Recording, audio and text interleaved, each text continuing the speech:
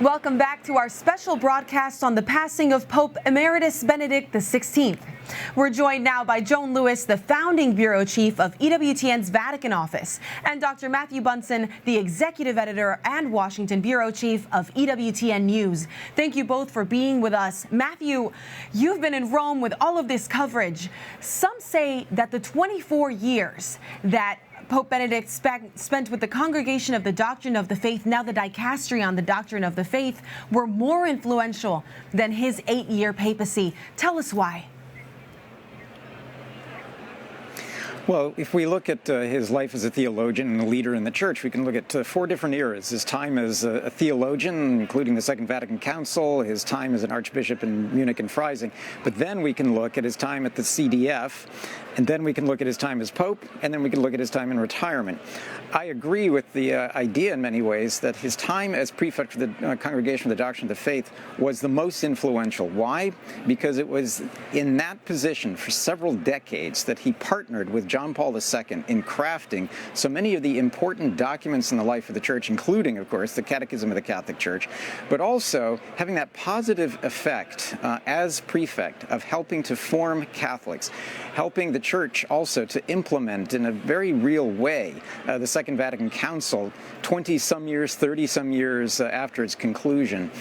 And it raises the question in many ways throughout this brilliant career as to one of the questions being asked right here is whether he might ever become a doctor of the Church. And we will look at much of his work at the CDF to answer that question.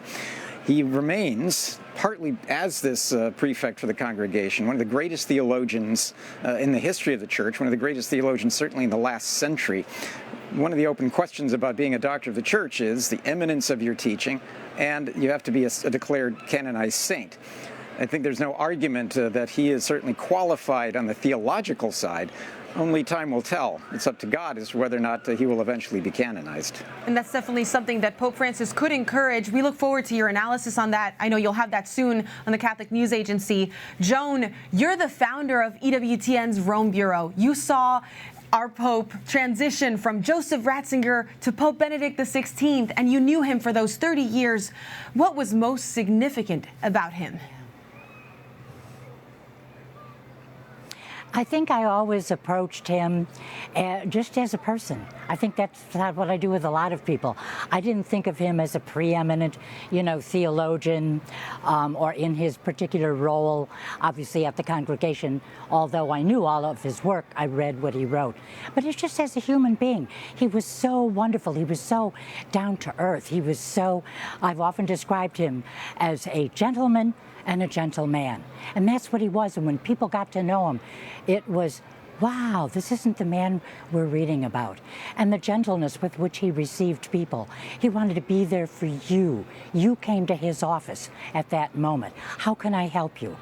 I look how he answered the Anglicans in their cry to come into the church as large groups. And he created the personal ordinariate. He listened to everybody. There was some way he knew he could help them.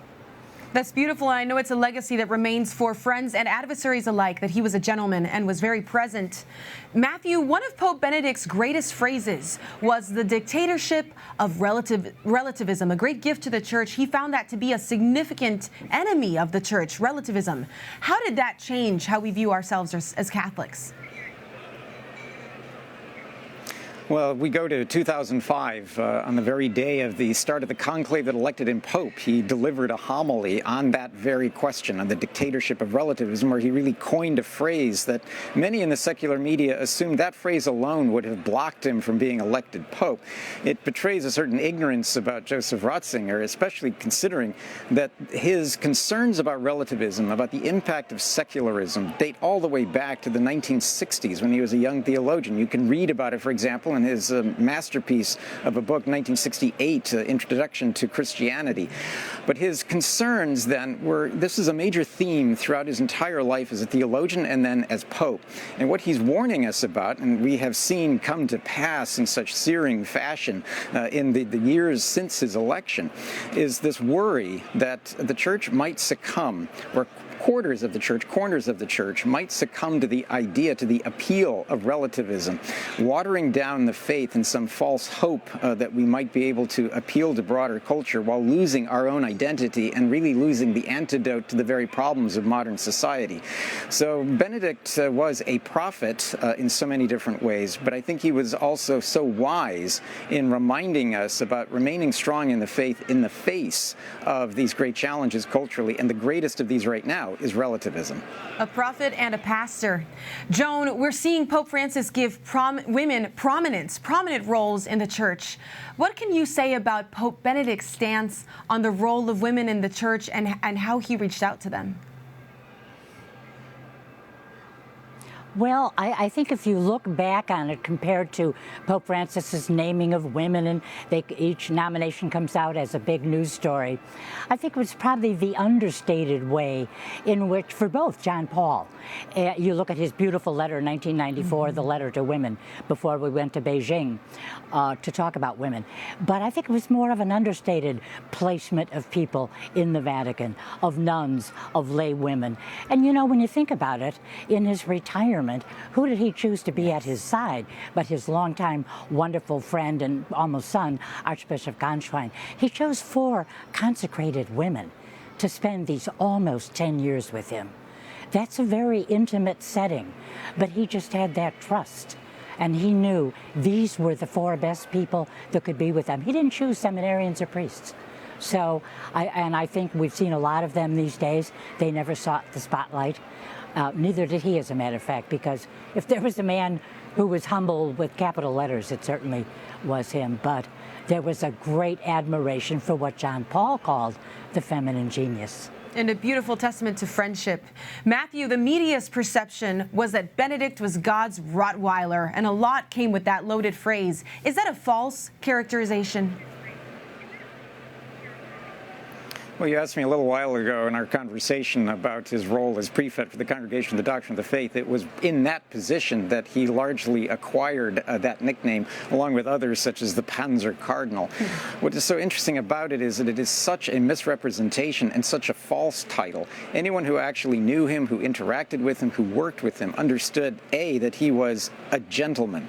He was a truly gentle theologian who brought to bear the great work of the CDF, but in a way with absolute charity, with patience, with forbearance, with really trying to pursue the virtues, and in some cases in a very heroic way. Those who worked with him, those who knew him, would attest to the fact that his patience, especially in dealing with theologians who had wandered away from the truth of the church, was truly exemplary. And he dealt with them, he dialogued with them, he gave them the opportunity to be heard. But at the end of the day, he had to defend the teachings of the church, but he again did so with great charity and patience. So it's a misrepresentation largely spread in the secular media and in a lot of corners of progressive Catholic media, but is completely false. And I think this week has gone to some down the road in sort of debunking that entire myth as testimonies have been heard from those who knew him best. Absolutely. A Rottweiler would never have been able to apologize the way he did for the sexual abuse crisis. Joan, last question for you. Rather than going to the peripheries, Benedict seemed to be establishing a post-Vatican II identity for Catholics, looking inward to the church rather than outside of it. In hindsight, he served as a bridge between 2 popes who focused on reaching the marginalized. Do you see this as true? Right.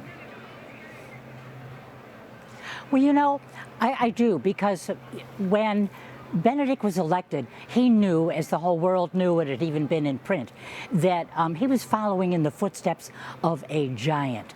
But the one thing people seem to forget was that Benedict was a man who was eminently comfortable with himself. He knew who he was. He was not going to be John Paul. He was going to be himself. And he was comfortable with that, and he had to be at his age. The age at which he was elected precluded, 4 or 5 trips a year abroad. He made a lot of trips. I mean, I could do a whole special on the trips that I accompanied him on. But he made those trips, but okay, I can't continue doing this. People will have to come to Rome, and they did, by the droves. My word, the crowds that attended his Sunday Angelus and so forth were just enormous. They came to see the successor of Peter. And again, he was very comfortable in that skin which eventually aged and forced him to retire. Well, thank you so much, both of you, for this illuminating discussion. I'm grateful that you brought this to bear for us.